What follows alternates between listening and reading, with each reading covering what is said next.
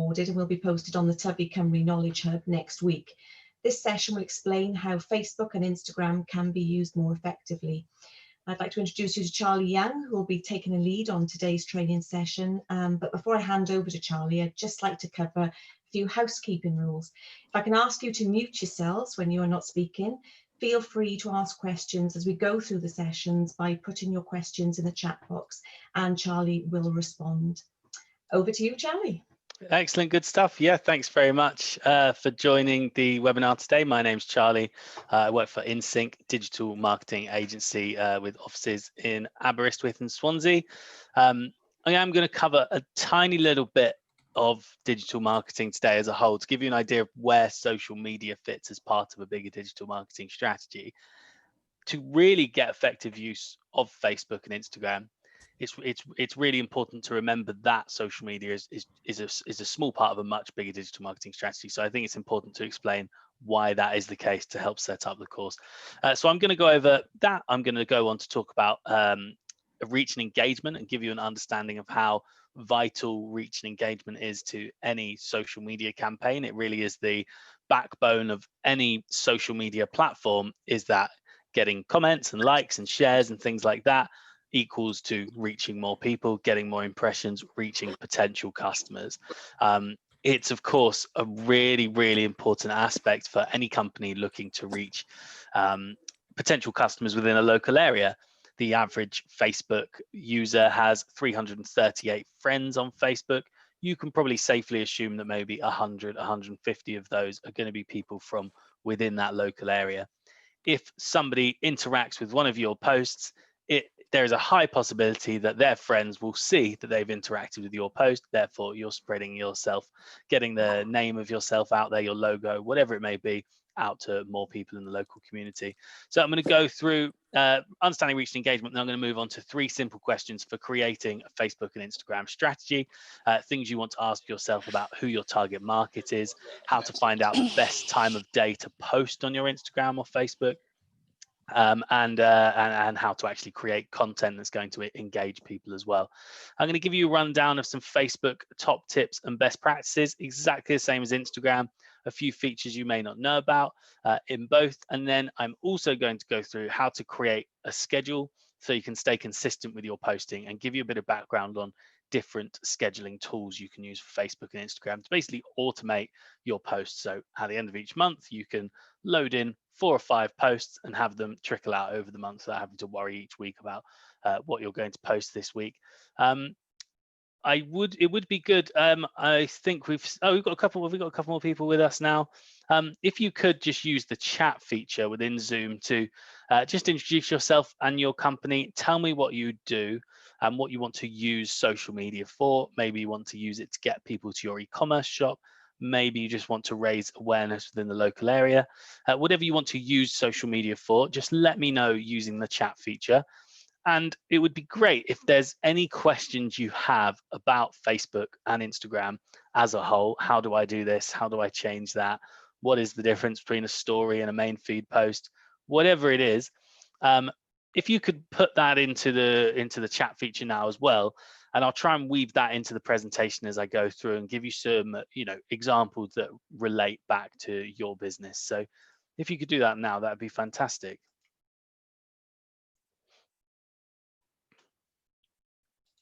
And I'll have a read through those. And I'm not going to answer them all in one go. I just want to know, I want to try and weave some of those answers into the presentation as I go, and see if I can give you any examples. Anything I'm going to talk about now, if I can find some examples within that to give you based on your specific business, that would be brilliant as well. So just use that chat feature. Let me know what you want to use social media for, whether it is for reaching people in the local area. Maybe you want to use it to get people to visit your e-commerce shop and buy things from you online. And just let me know maybe 1 or 2 things you'd really like to take away from today's session, 1 or 2 things you'd like to know about Facebook and Instagram that you don't currently know. So you can use the chat feature to do that, or if you want to, because there is only a few of you, could take yourself off mute and just let me know. Whatever's easiest for you, I do not mind. It would just be good to give you some, information and advice that relates solely to your business, really.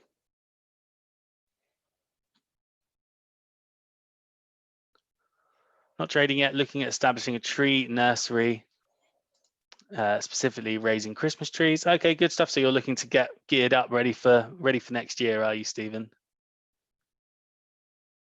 So will you be creating a Facebook and Instagram and start to get the ball rolling on it in the run up to Christmas?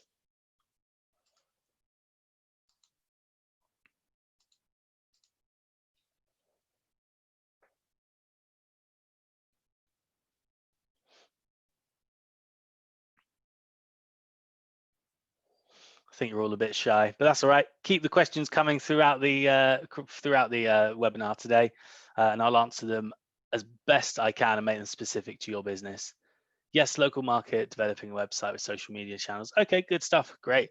So yeah, the next thing I'm going to talk about is digital marketing as a whole and where social media fits in. I'm not going to go into too much detail about the digital marketing aspect of everything, but it's important to know that if you want to use Facebook and Instagram effectively, it's important to know what social media is for. And predominantly, social media is all about brand awareness, and Facebook and Instagram will always be used most effectively when they're used for brand awareness. So it's important to remember that not every part of of what you want to do can be done with social media. Some of what you're looking for is going to be much more effective with SEO, search engine optimization, Google ads, whatever it may be. So first thing you want to do, and for someone like Stephen who's yet to launch his website and his social media channels, still a good starting point is to take a measurement of everything, even though Stephen's might be very basic for now, but you want to know, I started my Facebook page with no followers. Check back in 6 months time and see that progression and see what's going on. I've just got Justine here from West Wales Willows. We use Instagram and Facebook. Anything to drive people to our e-commerce website would be great. Our market is UK and Europe. Good stuff. Okay, yeah, I'm going to cover some tips and tricks for Facebook for you. So first thing you want to do after you get us off of this course today is take a measurement. When it comes to social media, you want to have a look at some things like the age and the gender and the demographics of your Facebook and Instagram followers. Inside of Facebook and Instagram, there's a part of your insights called posts within your Facebook and Instagram insights. And within that, you can see the time of day when your Facebook followers and your Instagram followers are most likely to be online and checking their Facebook. Now, one thing you might not know about Facebook especially is that people don't see your posts because you posted them. People are only going to see your post if they gather engagement. Facebook deems them valuable posts and popular posts that more people should see. So when you first post something out on Facebook, it's only going to maybe 2 to 5% of the followers you have on Facebook. Depending on that, how many of those people engage with that post, leave a comment, leave a like, whatever it may be, Facebook's going to decide that's good content, it's a good, valuable post. These people like it, so more people who follow this person's page should probably like that as well. So let's send them this post. So if you make sure you're posting at the time of day when the majority of your followers are online, that 2 to 5% is going to include more people. Therefore, you've got a much higher chance of getting that engagement and reaching more people with your post down the line. So it's definitely worth checking. At the moment, you're probably posting at 12 o'clock in the afternoon, 1 o'clock in the afternoon on your lunch break when you've got some time to do it. And you'll probably check your insights within Facebook and Instagram, and you'll find the best time of day for me to post is actually 7 o'clock, 8 o'clock in the evening. So you can stop posting at 12 p.m. and start scheduling posts for later in the evening instead. And I'm going to talk to you about how to do that. If you do have a website, I wonder if you're, Justine, are you checking your Google Analytics on your website to see where your traffic is coming from? It's a good way to find out which social media platforms work for your business. You know, just like me as well, I run the the social media side of things for InSynch, and I also work for InSynch as well. So finding that balance of how much time I should spend looking after the social media for our business and actually doing work for my clients and running these courses and things like that, I've got to find a balance. And one of the ways to do that is by finding the platforms that actually generate clients for InSync, for instance. So if we have Google Analytics running on our website, I can see that most of our traffic comes from LinkedIn, comes from Facebook. We don't get any traffic from Instagram. We get no traffic from Twitter.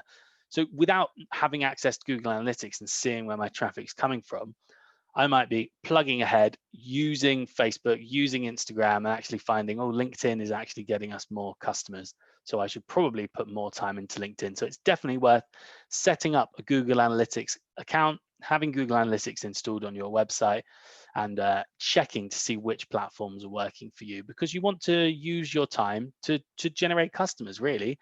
If you find that you put all this time and effort into Instagram, but really Facebook is bringing you more sales, then you should put that extra hour into Facebook every week, and maybe not post as much on Instagram. So it's simple as that. You're taking a measurement of your social media as a whole in order to improve your strategy, improve the time of day your posts are going out, improve improve the type of post you're doing. Facebook will even tell you if an image gets more engagement on your platform than a video does, for instance.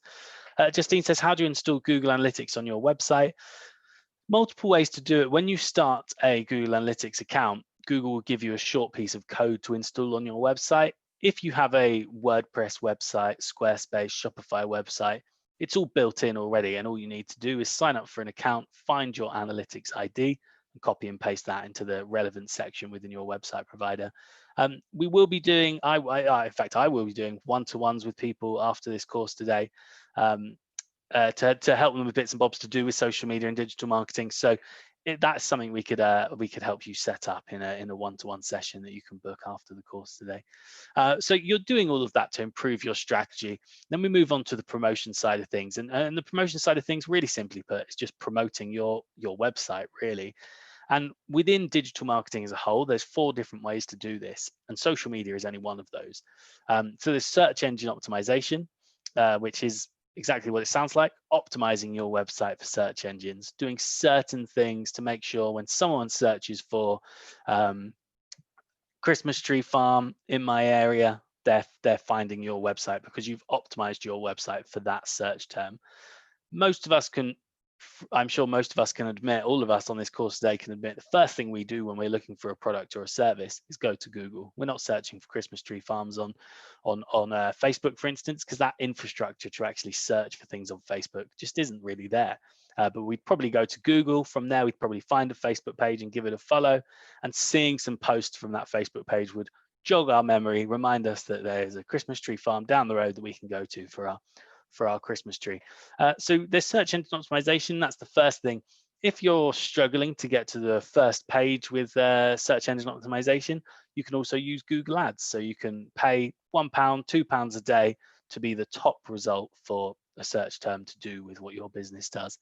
There's also content marketing, which has many meanings, but predominantly content marketing is using things like blog posts and articles on your website in order to get people to your website. It's just like SEO, but it's something that Google have really focused on this year. They don't want to send people to web pages that are 3 or 4 years old. They want to send people to up-to-date, relevant articles that answer the question that they're looking for.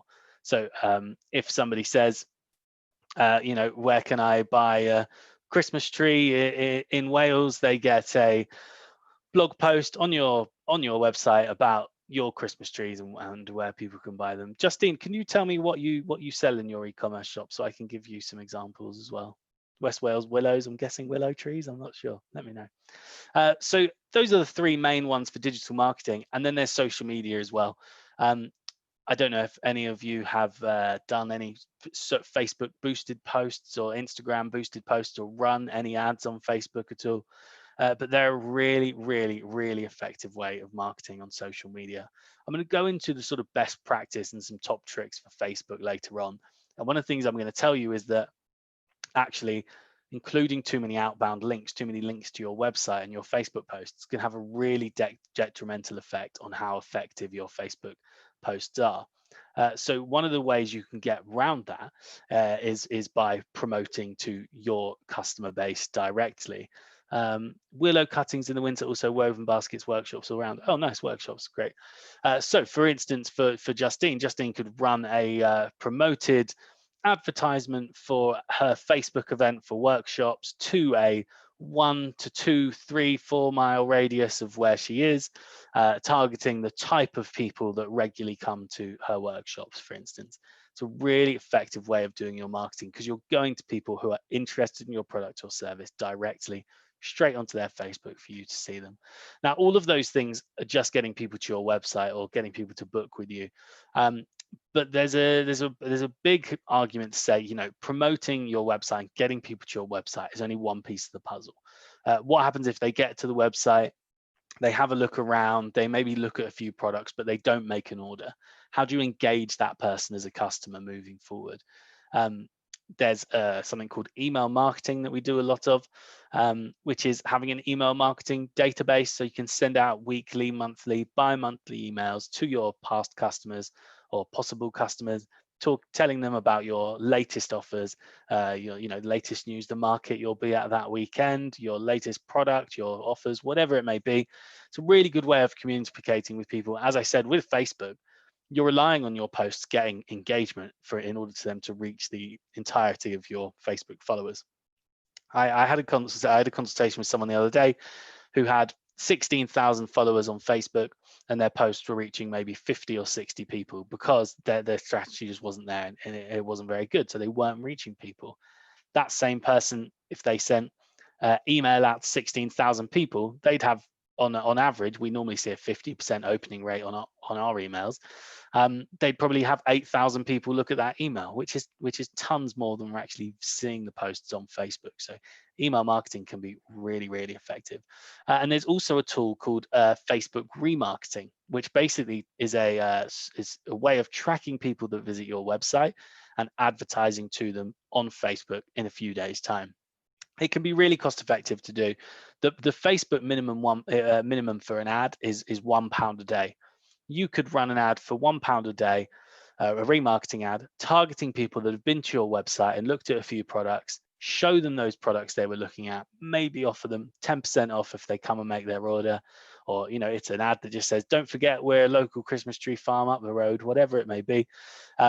It's going to be really cost effective because they're not just people you're targeting, as I said, with a Facebook ad in the hope they're interested in what you do. They're people that have been to your website, looked at your product, looked at your services. They know who you are. They wanted your product. They just didn't make the purchase yet. So you can follow them up with an ad, and hopefully that's going to turn into a sale. So those are the main areas of engagement. Then we move on to cultivation. Now, cultivation is obviously, as I said, you're cultivating that audience by sending them out these weekly or monthly newsletters. But cultivation is where social media plays the biggest part in a digital marketing campaign. It's really, social media campaign, sorry. It's really important to remember that social media predominantly is all about brand awareness. It's all about reaching as many people as possible. It's all about building customer loyalty, giving people a reason to be your customer and buy from you. If you use social media to promote too much, you're not gathering that engagement that helps you reach more people, or anyone really, and your posts will eventually just stop reaching anyone. If you're using social media for brand awareness, to have a conversation with people, to engage with people, interact with people, that's when you're going to start to have tons of success. And I'll go into a little bit more detail about why. And I'll give you an example of a company I've been working with that have done that really, really well. So hopefully you do all of these things and they do lead to a conversion. Now, the reason I'm saying social media is all about brand awareness, because social media works off of a system built around reach and engagement. How many comments or likes or shares you get will dictate how many people actually see your posts. So it's really important to remember that social media isn't just a collection of websites and apps that you can use to promote your product. To have an effective Facebook and Instagram strategy and use Facebook and Instagram more effectively, it's important to remember that they're social media apps. But what does social media actually mean? You have to be social and share good media in order to have an effective Facebook and Instagram strategy. So what does it mean to be social? It's an informal social gathering, especially one organized by members of a particular club or group. So that social gathering is happening on your Facebook page. It's been organized by you, and the members of the club or group are your customers or potential customers. You want to socialize with them. When you go out for dinner or go to the pub with your friends, you don't sit down and tell them how much your weekend cost you. You tell them what you did at the weekend, what happened that was funny or nice, the different places you went that were interesting. You're socializing with them, and that's how you should treat your social media as well. Don't just tell people this product costs £2.99 and it's available now. You want to relate to them and engage with them and interact with them. That's why it's called social media. And of course, the media part, any means of mass communication like a video, image, audio, or articles. So, share good media, share nice videos, good images, audio, blog posts, whatever it may be. That media has to be engaging. It's called social media. One of the things I always tell people on consultations and courses is it's not called selling a link to your website. It's called social media. You want to engage with people, interact with people, and share content that they're going to find interesting and want to engage with. That's how you make your Facebook and Instagram posts more effective. This is because, social media is all about brand awareness, and that's because, as I've said, Facebook and Instagram work off of engagements, and the engagement dictates the reach. If things on Facebook and Instagram weren't getting engagements, weren't getting comments and likes, we wouldn't even have anything to look at. So the more engagement you get, the more reach your post is going to get, the more people you're going to reach, the more impressions, the more people are actually going to see your posts. Simply put, Facebook, the average Facebook user has 338 friends. So if your Facebook post gets 30 likes, you're not just reaching those 30 people, you're potentially reaching all 30 of those people's 338 friends, and you could end up getting over 10,000 views on your post. Because you probably see it yourself when you're scrolling through Facebook, something pops up and it says your friend X liked this post, and it's not by a company that you've engaged with before. You may not be interested in that company. You don't know who they are. You've not seen their logo before. But because one of your friends has engaged with it, you're seeing it pop up on your timeline. That's what you should be aiming for at all times. And I've got 3 simple questions for building an effective Facebook and Instagram strategy that will help you build a strategy that does generate that engagement and make sure your posts are seen by more people, and you're creating more brand awareness and getting more people to your website that way. So the first thing you want to ask yourself is, who are you targeting? Who are your, you know who your customers are. Who are they? How do you reach those people? How do you talk to those people on social media? What is your social media selling point? Why should people buy from you and not from another business like yours? And the other one, when should you actually be posting online, which I have covered a little bit, but I'll go into a little bit more detail. It's really important to remember that social media is a marketing tool, really. And we know ourselves, watching different adverts on TV and seeing things in newspapers, different products are targeted at different people in different ways. If you're running a business that's aimed at teenagers, you're going to be using slang and abbreviations, keeping up with the latest memes and things like that, and being very fun and silly and, referencing teenage interests and just having a bit of a laugh. But if you're looking to reach men on Valentine's Day that want to spend £120 on a very expensive bouquet of roses, your copy and your content is going to be entirely different. You're not going to be silly and fun and post lots of emojis and things like that. You're going to want to represent to that person that he'll get tons of brownie points from his wife or girlfriend if he buys your beautiful, expensive roses. You want to talk to those people in a different way, and it's going to really help drive sales for them to trust you as a company and build up that customer loyalty. The other thing you want to ask yourself is, what is your social media selling point? What do you want to display on social media that will make people want to buy from you? Show people what you represent, what makes your company yours, show people what it means to be one of your customers, what your company values are, what your unique selling point is, how you're going to display your products. I've been working with lots of Welsh honey companies recently, and one thing I keep saying to people is, if you just posting a picture of a jar of honey on a kitchen counter, no, that's not going to make anyone want to eat that honey. If you're posting some honey being spread on some toast or drizzled on some Weetabix or baked into a cake, it's going to be much more appealing. We don't see adverts for Coca-Cola on TV of people just having a can of Coke on a kitchen counter. It's normally people drinking it with the sun shining and things like that, and it makes you want to go out and buy a can of Coke. Your social media should be exactly the same. If you are a local company and people can come and buy their flowers or whatever it may be directly from you, you want to talk about that. If you've got a special product that no one else has, you want to talk about that. If you're doing your extra bit for the community by doing something or rather helping out with charity work and things like that, you want to talk about that on social media. You have to display what makes your company special, because it will be engaging to people. Nobody just wants to see. Justine says we have 3 different audience with some crossover. Should we have 3 different newsletters, or is it okay to combine? Yeah, it's absolutely okay to combine. I wouldn't worry about that at all. Maybe you'll have a look at your audiences and you'll think, okay, people that want to buy willow cuttings and woven baskets, they tend to be more on Facebook, and we see that we get lots of traffic through Facebook.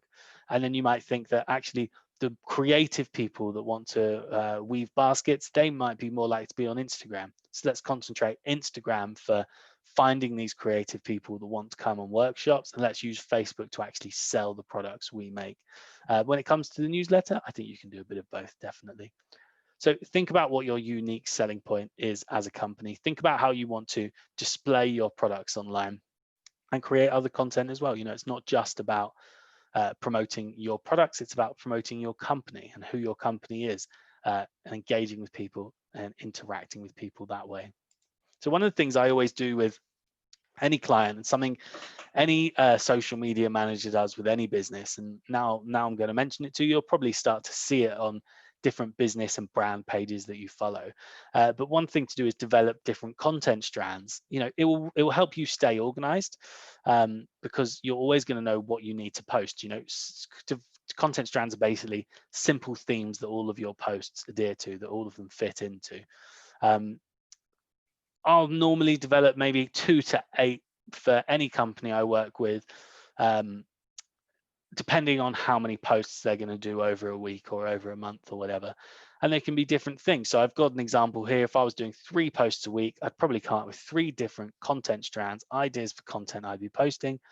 The first one would be displaying my product in a way a customer would use it. So I wouldn't just be sharing a quick photo of my flowers in the shop. I'd be hopefully sharing a picture of someone receiving my flowers. Maybe I find that because someone's tagged me in it on Facebook or Instagram, and I repost it. And it's a happy person with their flowers that makes people want to buy flowers for other people to make them happy, or buy flowers for themselves to make themselves happy, whatever it is. But seeing someone enjoying something is going to be much more engaging to someone than just a picture of something hanging in a shop.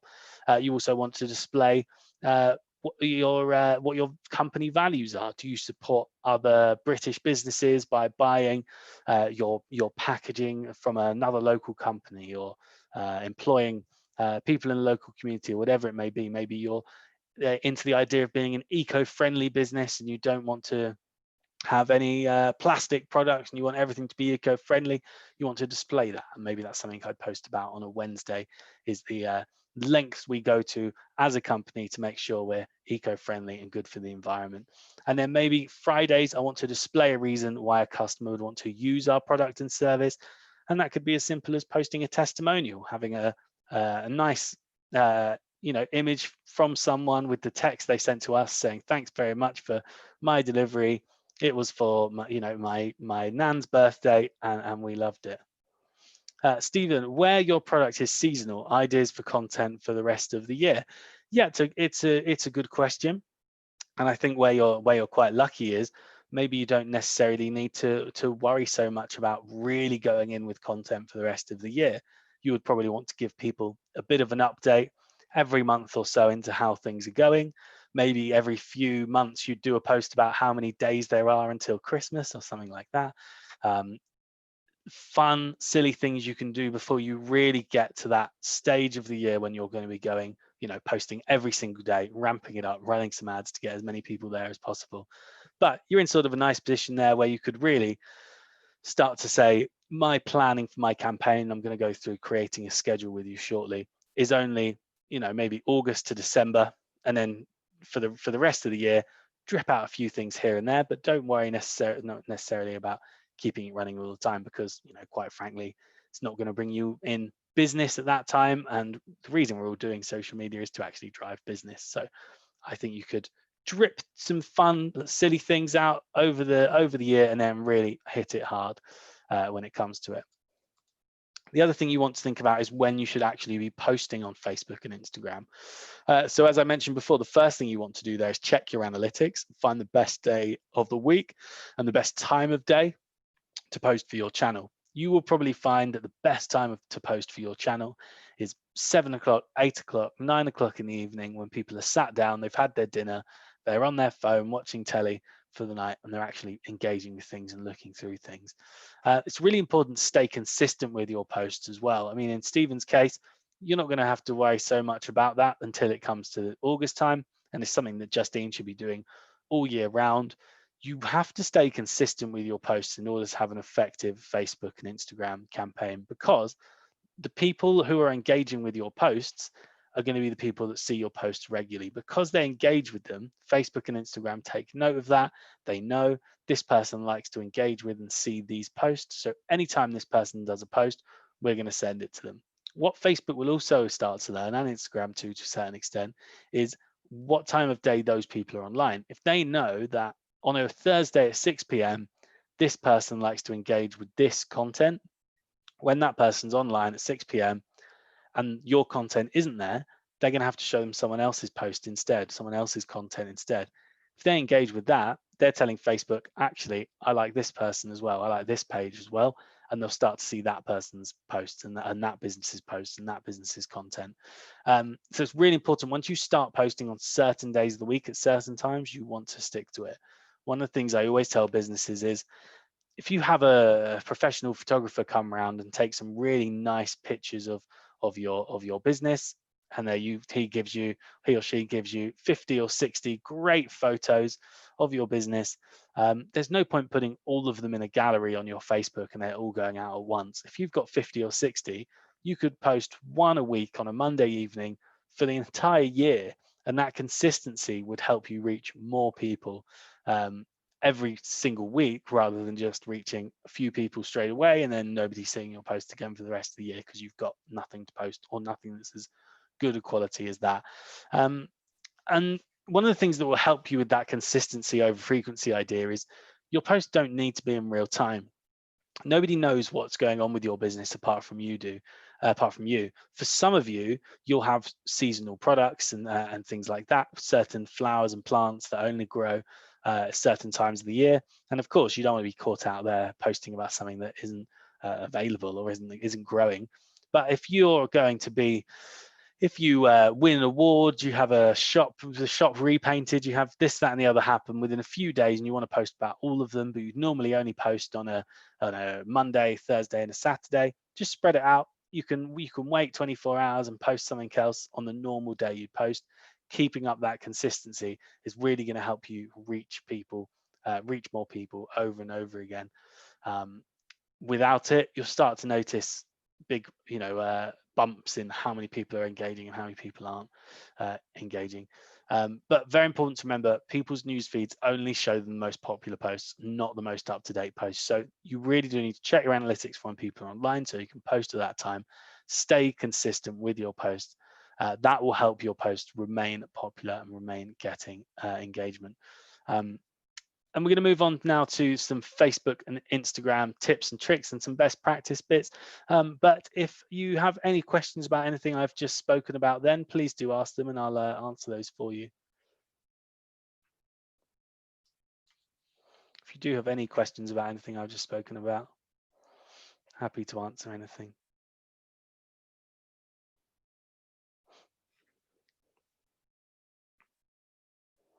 Good stuff. All right, well, we'll move on to some Facebook tips and tricks. If you have any questions about Facebook at all, please do ask them. So I've sort of gone through everything you need to know about posting on Facebook, really, post times, how to come up with content and things like that.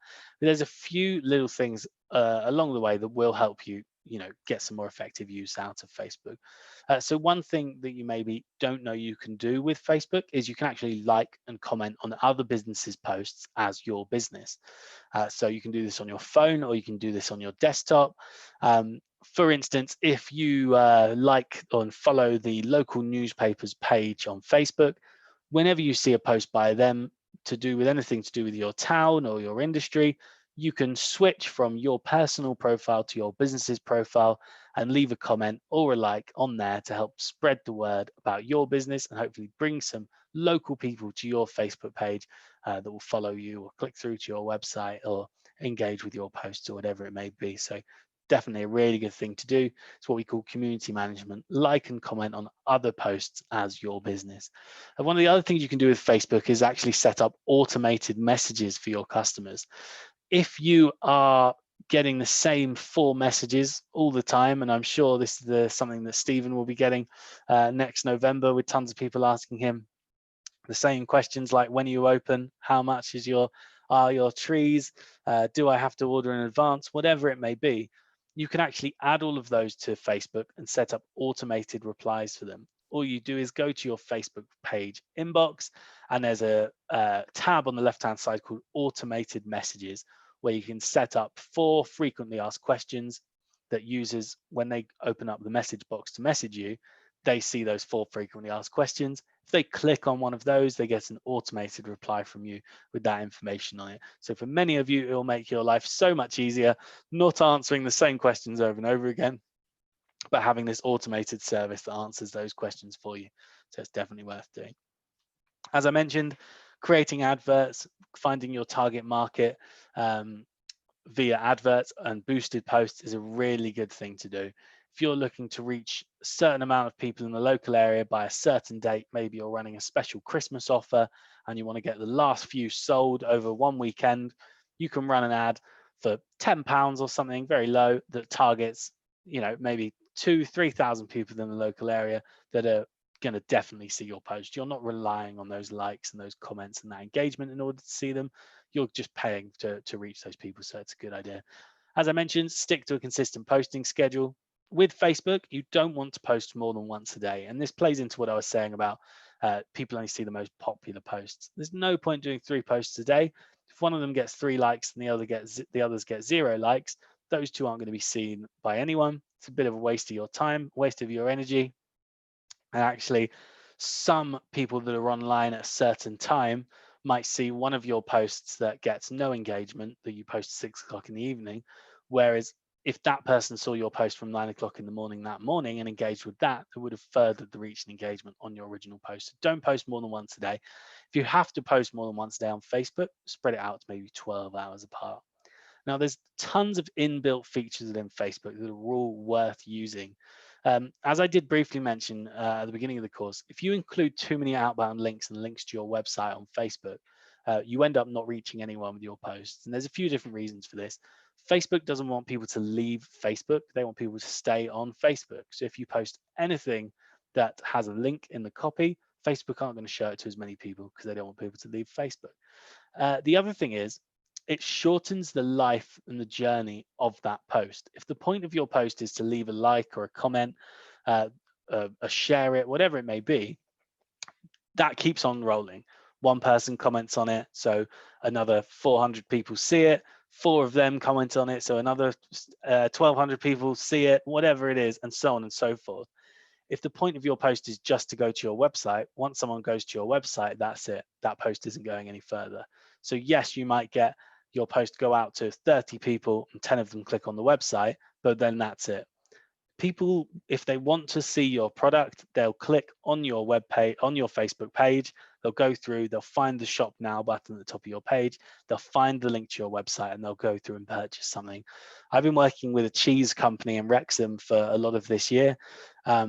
And they use their Facebook to do 3 things. They post about their products, different recipes with their products, people enjoying their product, their cheese on crackers and in sandwiches and in pastas and things like that.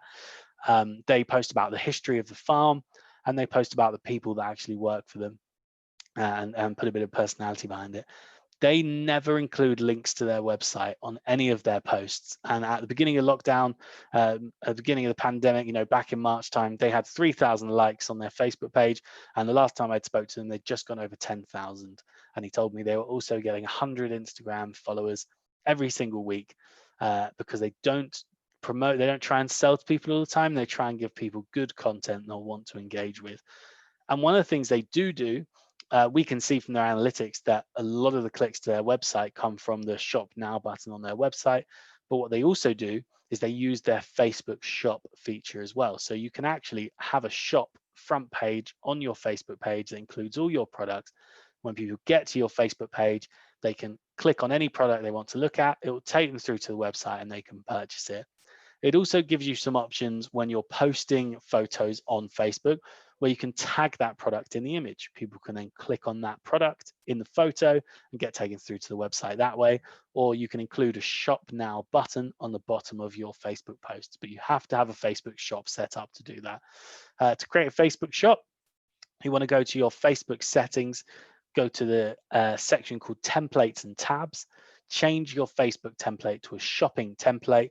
Once you've done that, you'll see manage shop appear on the left hand side. You can then set up a Facebook shop via Facebook's new system called Facebook Commerce Manager. It's quite a few steps to it, but it is fairly easy to set up. And if you do want to book a one-to-one with me after the course today, that's something we can go through in a one-to-one as well. If you're Justine and you're running workshops and things, you can also do Facebook events. You can put all the information into an event. Don't just post an image on your page and a bit of copy about the event. Actually make a Facebook event. That's what it's there for. Exactly the same as offers as well. There's no point just posting a photo and a bit of text to say you can get 50% off on our website now. If you can make a Facebook offer using the Facebook offer tool that says get 50% off our website. Exactly the same with services. You can outline the services you offer using the Facebook services feature within Facebook. A really good thing to do. Facebook and Instagram, anytime they introduce a new feature, they always want to promote that new feature. So if you use those features, more and more people are going to see those posts. So really good thing to do is to use the features that are available to you. You will reach more people that way. And make sure your contact information and website links are up to date. I mean, it seems really obvious, but I speak with plenty of businesses who say, one, are getting more business through Facebook, and there's no link to their Facebook. There's no shop now button at the top of their page or whatever it is. So they're just finding a way to not get people to the website by doing that. When it comes to Instagram, there's actually 3 different ways to post on Instagram now. There's your Instagram main feed, which you should really save for any evergreen video or image content. So evergreen content basically means things that don't go out of date quickly. If you are doing a webinar and you want to post about it, you're not going to post about that on your main feed because it's not relevant to your customers. Save your main feed for products that are available and any content you believe is going to get likes and comments on it and therefore become a popular post that more people will see. If there's something a little bit more time conscious, like I'm doing a webinar today, you still want to let people know, you still want to keep in touch with people, save that for your story. When you post in your story, those posts only last for 24 hours. So they can be a little bit more flippant and just quickly post something out and then it's gone tomorrow, so it doesn't matter. The difference between stories and main feed Instagram content, that main feed content relies on the popularity of the post for people to see it. Yes, you might have 400 followers, but in order for all of those people to see your post, it has to get comments and likes on it. So save those posts that you believe will get engagement or are valuable or that people really need to know about for your main feed. With your story, they only last for 24 hours and there's a constant ticker along the top of your Instagram that is always updated with new stories. So ideally, if you can update your Instagram story maybe twice throughout the day, post once in the morning or once or twice in the evening, every time someone checks their Instagram, hopefully they'll see your logo and the name of your business appear at the top of their Instagram, appear at the top of their phone. So good to keep that updated as much as possible. You can also do Instagram TV videos. So for someone like Justine, who's running workshops, you could do how to weave a basket in this way and make short videos for Instagram TV where you're displaying how to do it to the camera and posting it that way. On your main feed, videos can only be a minute, but on Instagram TV, they can be as long as you want. I think half an hour is the maximum. So you can post longer content that way.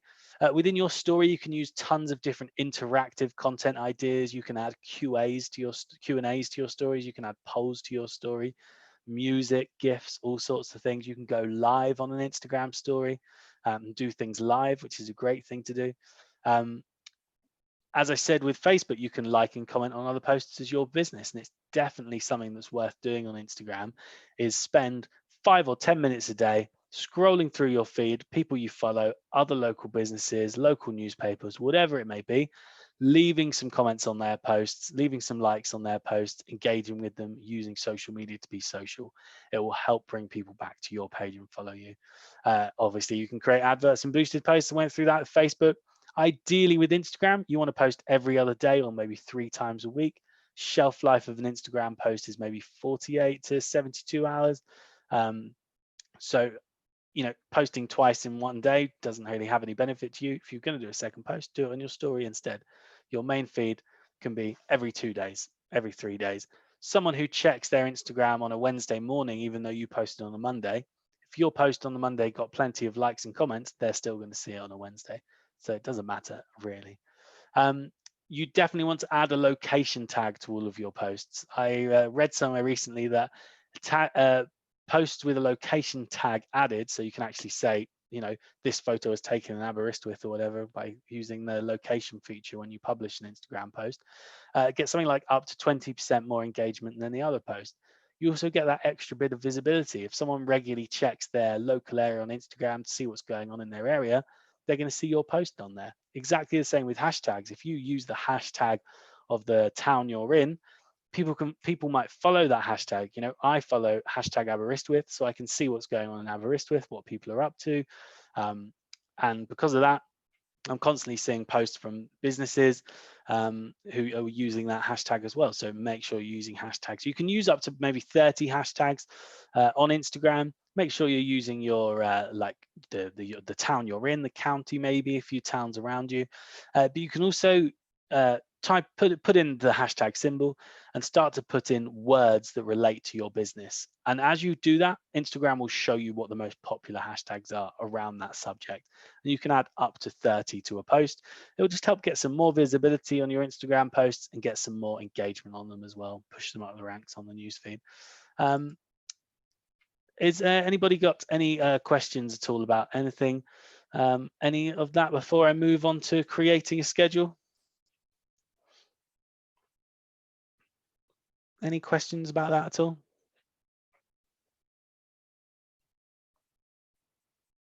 So as I mentioned, it's really important to stay consistent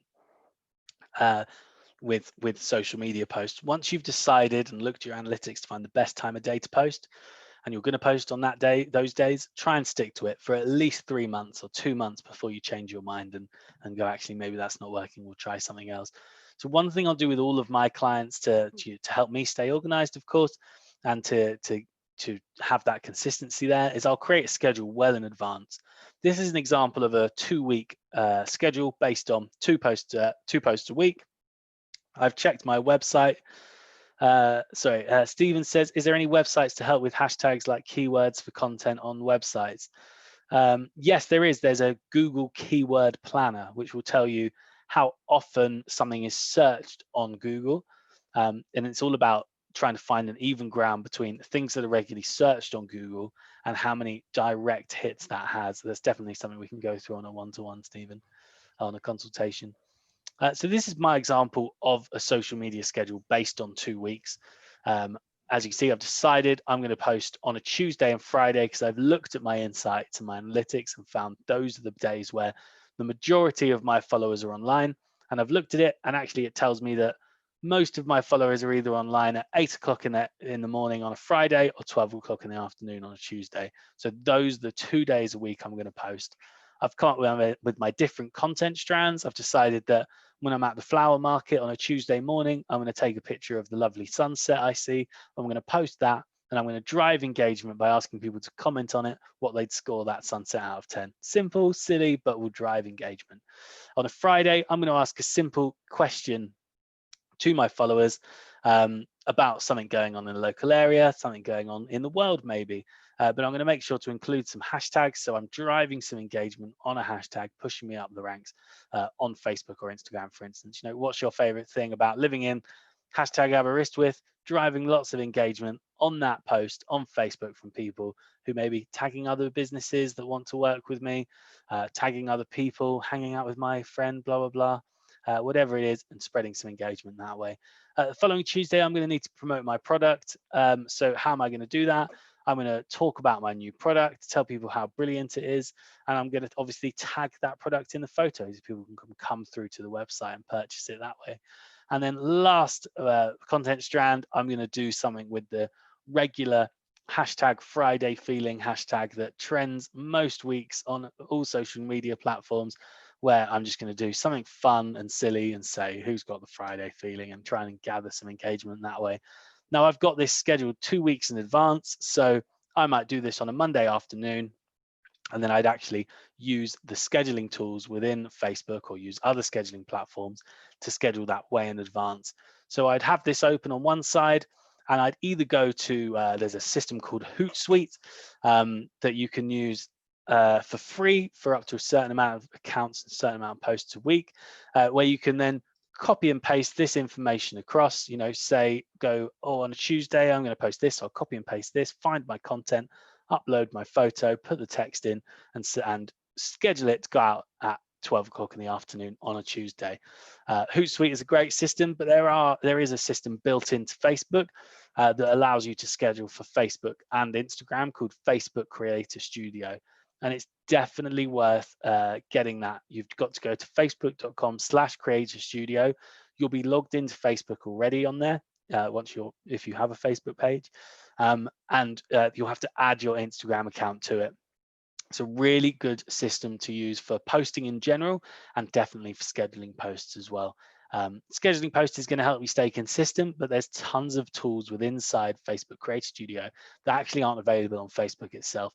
Things like adding a shop now button to the bottom of all your posts. That's not available on Facebook, but it is available on Facebook Creator Studio.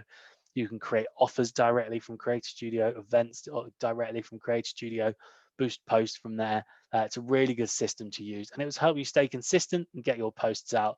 Effectively, you could create 6 months worth of content if you wanted to, get it all scheduled and not worry about it for the rest of the year. So it's a good thing to be doing.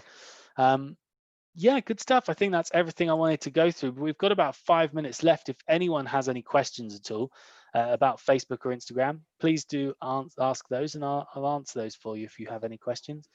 Just drop them in the comments. Thanks, Charlie. That was very informative. I know I've made a few notes myself, but Good Justine stuff. and Stephen, if you've got anything you want to ask, please feel free to unmute yourselves and ask Charlie directly. It's fine. Thank you, because it's so difficult to type on my mini screen. But Okay. one of the questions I was going to ask actually is because I do use the Facebook and Instagram scheduling tools. Oh, great. And I was going to ask if they were better than Hootsuite. Do you use Facebook Creator Studio? No, I've just written that down now. So no, I just use the publishing tools on the back end of my business page. Oh, okay. Is that within the new Business Suite feature? Yes. Yeah. Yeah, it looks different. It's all grey instead. Yes, it's all grey. Yeah. Do you know what? I think at the moment there's still a few things missing from Business Suite, but eventually they'll have all the same things as Creator Studio. So you might want to have a look at Creator Studio, but eventually I think Creator Studio will be like absorbed by Business Suite and everything will be in there. But at the moment, not everything is available. Okay, could you just go over how you find Creator Studio again, please? You just go to facebook.com/Creator Studio. All right, that wasn't hard. Yeah, okay. That's all right. Good stuff. Thank you. Good stuff. Okay, Steve's had to go, so yeah, we'll leave it there. Thanks very much for attending. Yeah, well, thanks everyone very much, and very many thanks to you, Charlie, again.